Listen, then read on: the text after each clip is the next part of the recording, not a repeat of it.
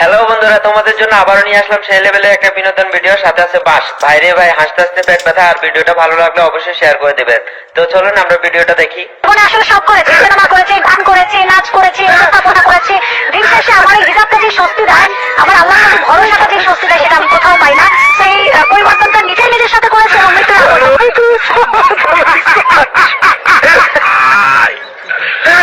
কাজের জায়গা, যেহেতু অনেকগুলো ব্র্যান্ডের সাথে আমরা চুক্তিবদ্ধ ছিলাম, তারাও কিন্তু হিজাব পরার পরে চলে গিয়েছিল। আর হিজাব বা পোশাক দিয়ে কারো চরিত্র বিবেচনা করবেন না প্লিজ।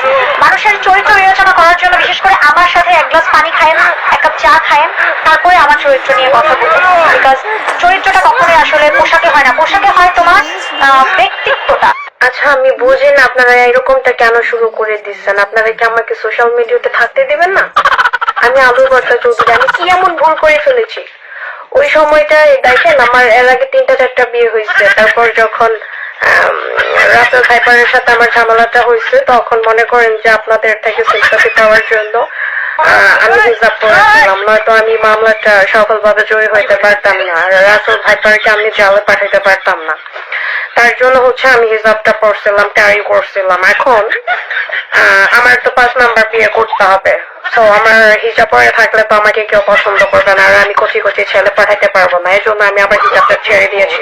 আপনারা কি চান না আমি 5 নাম্বার বিয়েটা করি? আর ওই সময়টা আমি বলে ফেলেছিলাম যে 5 কোটি টাকা দিলেও আমি হিজাবটা করবো না, আমি বেছে নেবো হিজাব। কিন্তু এখন আমি খুলে ফেলেছি, কারণ আমি হিজাব পরে থাকতে পারি না। হিজাবটা আমাকে ভালো মানায় না, আমাকে এই লোকটাই খুব ভালো মানায়। এই লোকটাই ভালো মানায় বিকজ আমি 1টা-2টা বিয়ে করে সন্তুষ্ট না। আমার প্রতি বছরে যেমন 2024 সালে আমি রাসেল ভাইপারকে বিয়ে করেছিলাম, এখন আরেকটা ভাইপার খুঁজছি।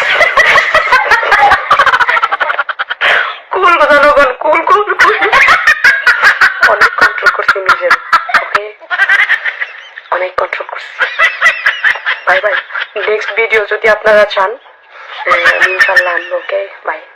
ভর্তা চৌধুরী আর রাসেল ভাইপার।